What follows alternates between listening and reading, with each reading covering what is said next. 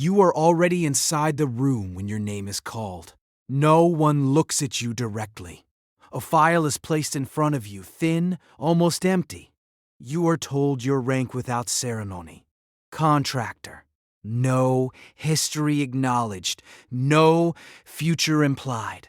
You sign without reading. Across the table, someone notes the time. You understand immediately that nothing here is explained unless necessary, and that the less you ask, the longer you remain useful. You are now expendable manpower. At this level, your responsibility is simple. You follow instructions exactly as given. Movement, timing, execution. You are placed in shared barracks under fluorescent lighting that never fully turns off. The air smells recycled. Equipment is issued without personalization. Everything is standard, replaceable, identical. You are surrounded by others who were processed the same way. Each of you observing, none of you speaking more than required. Power at this level is non-existent. You are an extension of someone else's decision, but the system is already measuring you. Not your strength, not your speed, but your compliance. How quickly you adapt. How little you question. The cost is subtle. You begin to detach from context. Orders arrive without explanation, and over time, you stop noticing the absence of meaning. Action becomes separate from understanding. It is efficient. It is also the first reduction of self. You are moved into training. Your rank shifts to trainee operative. The title suggests progression, but the environment makes the hierarchy clearer. You are now inside a controlled facility where time is structured down to the minute. Concrete walls, sealed rooms, surveillance in every corner. Sleep is scheduled. Communication is monitored. Your responsibility expands. You are no longer just executing commands.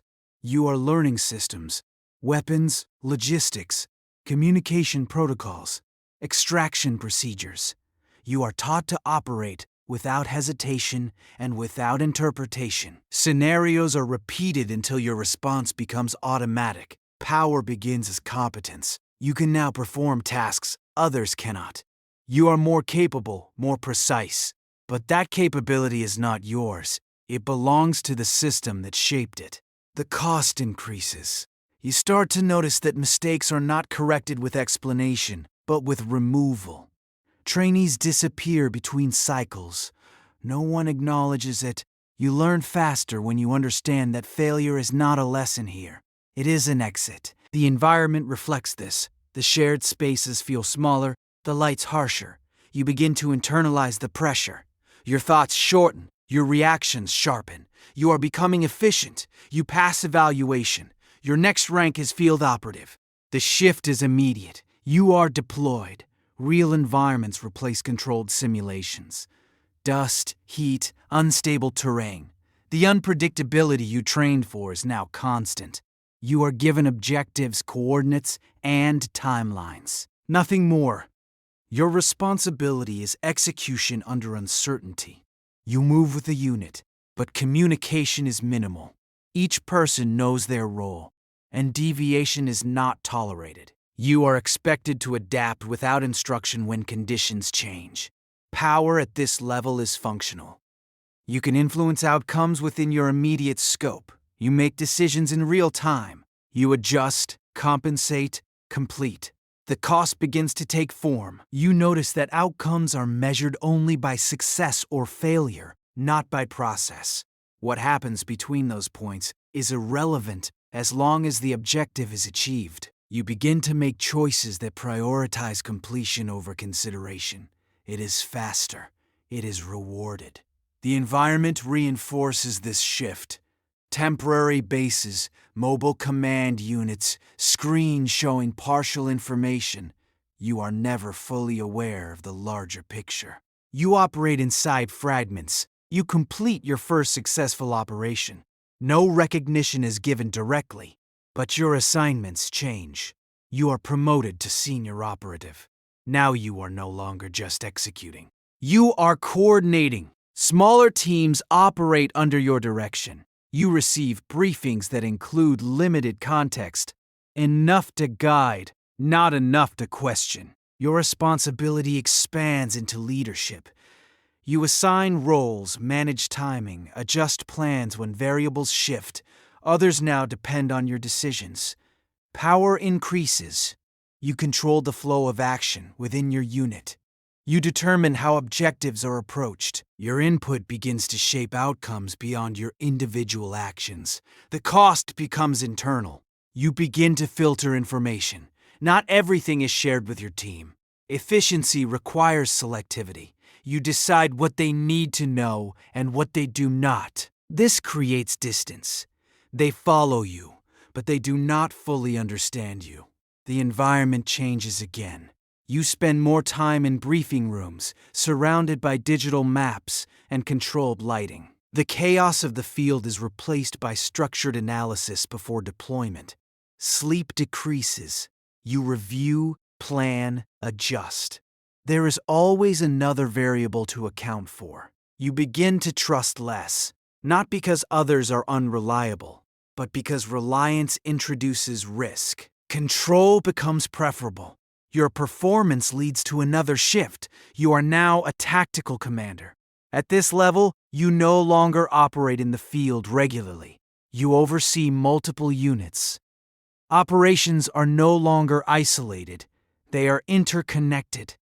1. Decision affects several outcomes. Your responsibility is coordination across layers. You manage timing between teams, allocate resources, and adjust strategies in real time. You are given broader intelligence, though still incomplete. Power is now structural. You influence not just actions but systems. You decide which operations proceed, which are delayed, which are abandoned. The cost is isolation. You are removed from those who execute your decisions. You watch through screens, listening to fragmented communications. You do not see faces clearly. You see positions, movements, results. The environment reflects this distance. Private rooms, controlled lighting, multiple displays. The outside world becomes abstract. You exist within data streams and timelines. You begin to notice that outcomes feel different. Success is no longer immediate. It is cumulative.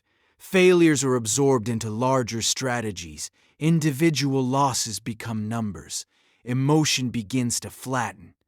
Not because you suppress it, but because it becomes inefficient. Reaction slows decision-making. You adjust. You are promoted again. You become an operations director. Now you are inside the core structure. You are no longer reacting to operations. You are designing them. Long-term strategies replace immediate objectives. You work with projections, probabilities, and patterns. Your responsibility is planning at scale. You determine where resources are deployed, which regions are prioritized, how risks are distributed.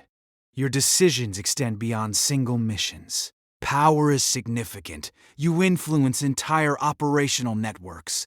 Your choices shape outcomes you will never directly witness. The cost is detachment from reality.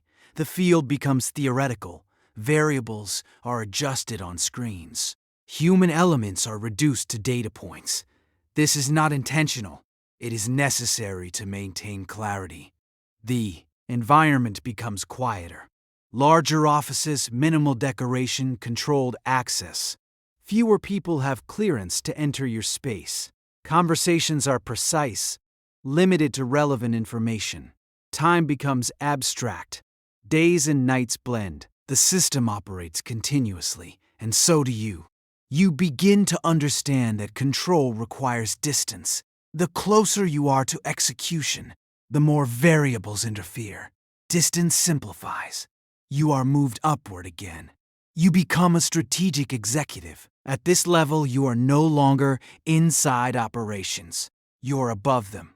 You interact with individuals who do not require explanation. Decisions are made quickly, based on shared understanding. Your responsibility is direction. You define objectives that others translate into operations.